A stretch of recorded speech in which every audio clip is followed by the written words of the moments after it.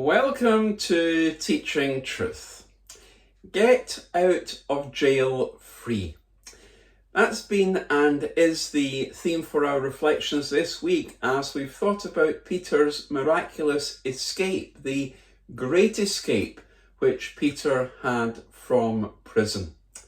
We've thought about the persecution by Herod, the praise of the church, and the providence of God. And for our thoughts today, we want to focus on the presentation by Peter. Let's read of the presentation by Peter from Acts chapter 12. When this had dawned on him, the fact that Peter has been released from prison, that he's got out of jail free, he went to the house of Mary, the mother of John, also called Mark, where many people had gathered and were praying. Peter knocked at the outer entrance, and a servant girl named Rhoda came to answer the door. When she recognized Peter's voice, she was so overjoyed that she ran back without opening it and exclaimed, "Peter is at the door." "You're out of your mind," they told her. When she kept insisting it was so, they said it must be his angel. But Peter kept on knocking. Peter kept on knocking.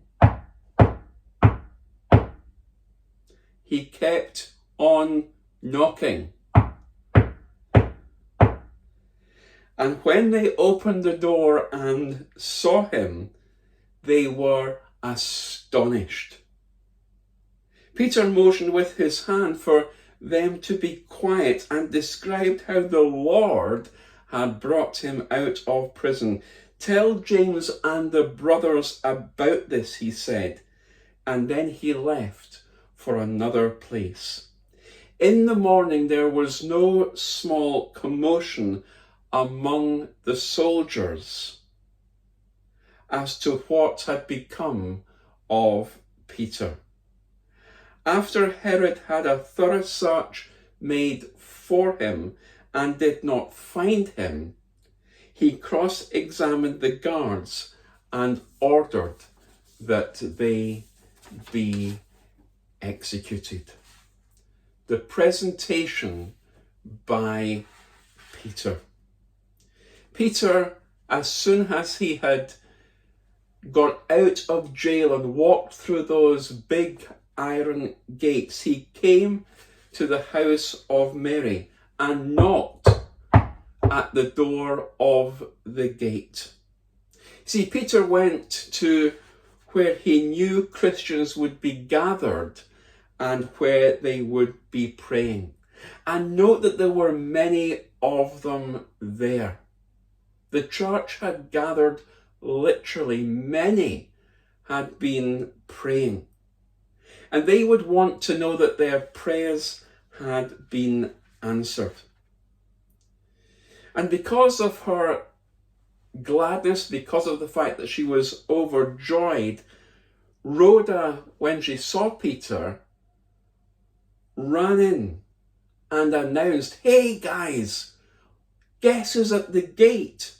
Peter's at the gate." But the reality was she shut the door in his face. She left him at the gate, and so Peter had to keep on knocking. "Rhoda, let me in. I'm knocking at the door. I'm here. It really is me. I'm knocking." Peter kept on knocking until Rhoda opened the door. You can see the funny side of it. Peter standing at the door having been slammed in his face, and Peter having to keep on knocking. "Come and get me. It's me. I've got out of jail free. I've had a miraculous escape from prison. I've got a story to tell of what God has done." Have we got a story to tell others of what God has done in our lives, of freeing us from whatever has bound us, of freeing us from that prison experience, whatever that prison experience might mean for you or for me that we have been in.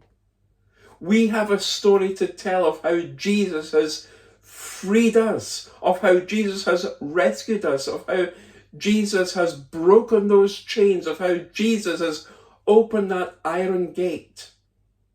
And Peter had that story to tell, and he was so insistent that he kept on knocking. Rhoda, open the door. I've got a story to tell. Come and open the door. He kept on knocking.